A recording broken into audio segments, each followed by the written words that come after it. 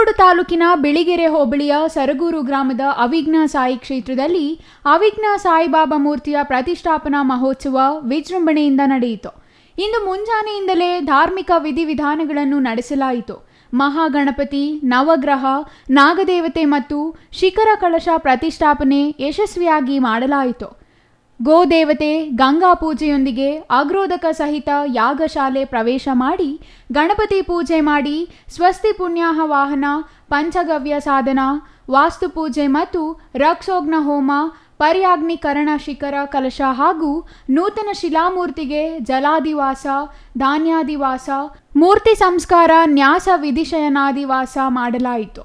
ಬೆಳಿಗ್ಗೆ 4:50ರಿಂದ 5:50ರವರೆಗೆ ಸಲ್ಲುವ ಬ್ರಾಹ್ಮಿಣಿ ಮುಹೂರ್ತ ಶುಭ ಲಗ್ನದಲ್ಲಿ ಅಷ್ಟಬಂಧ ಪ್ರತಿಷ್ಠಾಪನೆ ನೆರವೇರಿಸಿದರು. ಅಯೋಧ್ಯೆ ಶ್ರೀ ಬಾಲರಾಮನ ಖ್ಯಾತಿಯ ಶಿಲ್ಪಿ ಅರುಣ್ ಯೋಗಿರಾಜ್ ಕೈಚಳಕದಲ್ಲಿ ಮೂಡಿ ಬಂದಿರುವ ಶ್ರೀ ಸಾಯಿಬಾಬಾ ಮೂರ್ತಿಯನ್ನು ಪ್ರತಿಷ್ಠಾಪನೆ ಮಾಡಿ ಮಹಾ ಮಂಗಳಾರತಿ ಮಾಡಲಾಯಿತು. ಆಗಮಿಸಿದ ಭಕ್ತರಿಗೆ ಅನ್ನ ಸಂತರ್ಪಣೆಯನ್ನು ಏರ್ಪಡಿಸಲಾಗಿತ್ತು. Kumar, CTV news, Nanjangud.